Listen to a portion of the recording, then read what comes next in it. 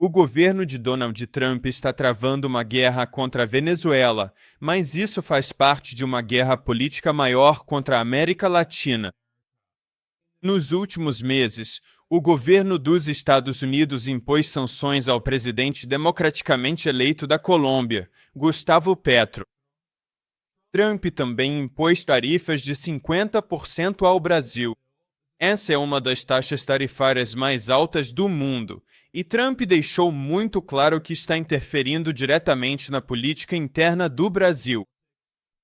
Além disso, Trump afirmou repetidamente que vai tomar o Canal do Panamá e depois colonizar esse importante território geoestratégico, em flagrante violação da soberania do Panamá. E Trump tem interferido abertamente nas eleições da América Latina. Por exemplo, o governo Trump ofereceu um resgate de 40 bilhões de dólares para tentar salvar o presidente libertário de direita da Argentina, Javier Milei, que é um aliado próximo de Trump. Então, hoje, vou explicar por que Donald Trump é tão agressivo na América Latina e quais são os verdadeiros objetivos do Império dos Estados Unidos, porque o que estamos falando aqui é imperialismo escancarado ou até mesmo neocolonialismo. O Império dos Estados Unidos está tentando impor sua hegemonia em todo o hemisfério ocidental, e especialmente na América Latina. E Trump deixa muito claro que quer roubar os recursos naturais dos países da região para que as corporações dos Estados Unidos possam explorar esses recursos e lucrar muito, mas muito mesmo. E nesses ataques flagrantes à soberania da América Latina, Trump tem 3 objetivos principais. Primeiro, ele quer explorar os recursos naturais da região, incluindo petróleo, gás natural, ouro, outros minerais, agricultura e água. Com as mudanças climáticas, a água vai se tornar cada vez mais importante. Então Trump quer que as corporações dos Estados Unidos assumam o controle desses recursos naturais para que seus amigos bilionários possam lucrar. Esse é o primeiro objetivo. O segundo é que o governo Trump quer impedir que todos os governos da região tenham laços próximos com a China e também com a Rússia e o Irã, mas principalmente com a China. A China se tornou o principal parceiro comercial da América do Sul, então Trump está desesperado para cortar a China nessa nova guerra fria que os Estados Unidos estão travando. E, por fim, o terceiro objetivo, que está relacionado aos 2 primeiros, claro, é remover todos os governos de esquerda da região. E, neste momento, acontece que a maioria dos governos da região é liderada por líderes de esquerda, e Trump quer ter mais líderes de direita na região que sirvam obedientemente aos interesses dos Estados Unidos, como Javier Milei na Argentina, Daniel Noboa no Equador e Nayib Bukele em El Salvador. E não é coincidência que esses sejam os aliados mais próximos dos Estados Unidos na região. E assim como na Primeira Guerra Fria, a América Latina era dominada por ditaduras de direita. A grande maioria dos países não era uma democracia, eram ditaduras fantoches apoiadas pelos Estados Unidos. E, basicamente, é a isso que o Império dos Estados Unidos quer voltar hoje em dia. Esses são os objetivos imperiais da guerra neocolonial de Trump contra a América Latina, e certamente isso não começou com Trump. Isso remonta a centenas de anos, mas Trump levou isso a um novo patamar. Então, hoje vou falar sobre a guerra do governo Trump contra a América Latina. E falando em recursos naturais, vamos falar sobre a guerra dos Estados Unidos contra a Venezuela. Agora, a Venezuela tem as maiores reservas de petróleo do mundo, e o Financial Times publicou um artigo baseado em entrevistas com altos funcionários dos Estados Unidos, e eles admitiram que o objetivo da guerra dos Estados Unidos contra a Venezuela é a mudança de regime. Eles querem derrubar o governo independente de esquerda da Venezuela e instalar um regime fantoche de direita, aliado aos Estados Unidos.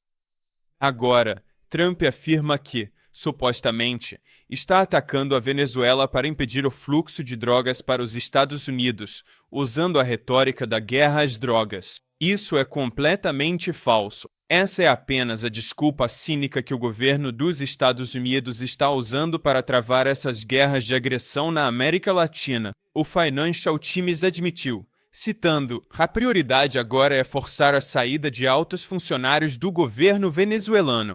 Fim da citação.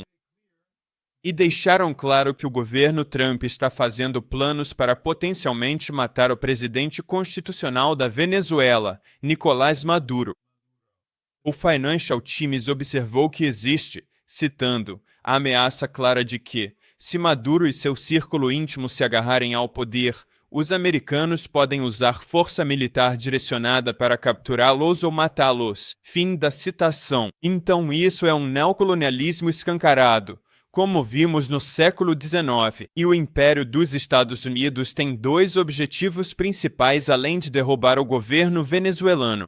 Primeiro, os Estados Unidos querem explorar os abundantes recursos naturais da Venezuela e, segundo, os Estados Unidos querem impedir que China, Rússia e Irã tenham aliados na América Latina.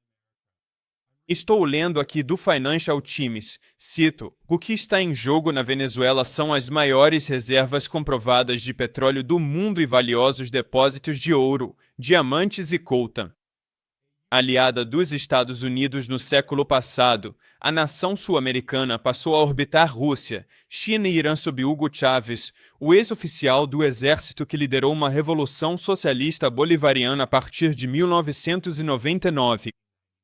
Fim da citação.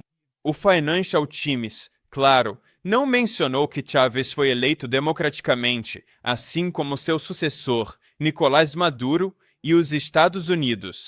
O governo dos Estados Unidos tem uma longa história de realizar golpes na América Latina para derrubar líderes eleitos democraticamente, e vemos isso acontecendo mais uma vez hoje na Venezuela. O Financial Times citou uma figura da oposição venezuelana, muito rica e de direita, que é muito próxima do governo Trump, e ela admitiu que, abre aspas, o plano agora é capturar Nicolás Maduro, capturar, matar ou capturar, prender e tirá-lo, de um jeito ou de outro. Fim da citação. Então, a estratégia é que o Império dos Estados Unidos faça o que fez no Panamá em 1989, quando os Estados Unidos invadiram o Panamá, derrubaram seu governo e prenderam seu líder, ou a outra opção é a guerra dos Estados Unidos contra a Líbia em 2011, quando os Estados Unidos mataram o líder líbio, Muammar Gaddafi, e colapsaram o Estado. E ainda hoje, 14 anos depois, a Líbia é um Estado falido que está em constante guerra civil. E para supervisionar a guerra dos Estados Unidos contra a Venezuela, não é só Donald Trump, mas também Marco Rubio que está liderando o processo, de acordo com o Financial Times. Marco Rubio está atuando simultaneamente como secretário de Estado e conselheiro de Segurança Nacional, e Rubio é um neoconservador linha dura de guerra de longa data da Flórida, e toda a sua carreira política foi dedicada a tentar derrubar os governos socialistas em Cuba, Nicarágua e Venezuela. Essa é a obsessão pessoal de toda a vida dele. E lá durante o primeiro mandato presidencial de Trump, em 2019, Trump lançou mais uma tentativa de golpe na Venezuela. Isso fracassou, mas durante aquela tentativa anterior de golpe, na qual os Estados Unidos nomearam um pouco conhecido político de oposição de direita Juan Guaidó como falso e chamado presidente interino da Venezuela, apesar do fato de que ele nunca participou de uma eleição presidencial.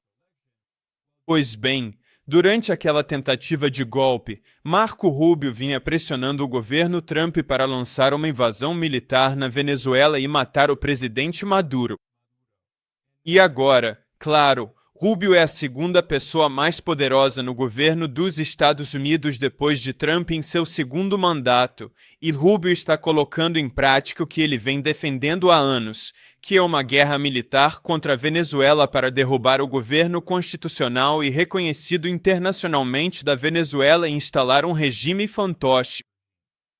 E, na verdade, alguns dos aliados políticos próximos de Trump se orgulham do fato de que esta é uma guerra colonial. Na Fox News, o senador republicano neoconservador Lindsey Graham, que é um aliado próximo de Trump, e o apresentador da Fox News, Sean Hannity, de quem Trump é um grande fã e frequentemente assiste ao seu programa e fala sobre o quanto gosta de Hannity. Bem, em um segmento da Fox News, eles sugeriram a ideia de que o governo dos Estados Unidos deveria colonizar a Venezuela e transformá-la no 51º estado. Então, novamente, eu repito, isso é colonialismo ao estilo do século XIX. Agora, como parte dessa guerra colonial contra a Venezuela, o governo Trump realizou inúmeros ataques, não só no Caribe, mas também agora no Pacífico. As Forças Armadas dos Estados Unidos bombardearam vários barcos e mataram dezenas de pessoas sem julgamento, incluindo não só venezuelanos, mas também colombianos e pescadores pobres de países caribenhos como Trinidad e Tobago. Não há absolutamente nenhuma evidência de que essas pessoas fossem traficantes de drogas. Essa é a alegação que o governo Trump está fazendo sem qualquer evidência. Essa é a desculpa que eles estão usando para justificar a realização dessa guerra colonial na América Latina. E um dos poucos líderes na região que tem corajosamente se manifestado contra a guerra dos Estados Unidos é o presidente da Colômbia, Gustavo Petro. Ele alertou que o governo dos Estados Unidos está ameaçando arrastar toda a região para um conflito maior e incendiar a América Latina. E, em resposta, o governo Trump expandiu sua guerra que começou na Venezuela, e agora o governo Trump também está mirando na Colômbia, e o Tesouro dos Estados Unidos impôs sanções ao presidente democraticamente eleito da Colômbia, Gustavo Petro. Isso é uma violação flagrante da soberania da Colômbia e de seu governo eleito. E isso aconteceu depois de uma postagem raivosa que Trump fez em seu site cópia do Twitter, o Truth Social, na qual ele atacou o presidente da Colômbia e repetidamente escreveu errado o nome do país. É Colômbia com, mas Trump escreveu repetidamente Colômbia com U, como a universidade em Nova York. E, enquanto escrevia errado o nome do país, Trump afirmou falsamente, sem qualquer evidência, que supostamente Petro é, abre aspas, chefe do tráfico de drogas ilegal, fecha aspas. Isso é completamente falso, e é um ataque descarado, mais uma vez, ao presidente democraticamente eleito de um país estrangeiro. Isso é imperialismo escancarado. O secretário do Tesouro dos Estados Unidos, Scott Bessent, que é um bilionário gestor de fundos de hedge de Wall Street, afirmou falsamente. Isso é completamente falso. Ele disse, desde que o presidente Gustavo Petro chegou ao poder, a produção de cocaína na Colômbia explodiu para níveis recordes. Isso é uma mentira descarada. Especialistas independentes, na verdade, mostraram que a produção de cocaína caiu sob o governo do presidente Petro, e ele destacou no Twitter que o Tesouro dos Estados Unidos está dizendo é mentira. O cultivo da folha de coca sob seu governo vem diminuindo.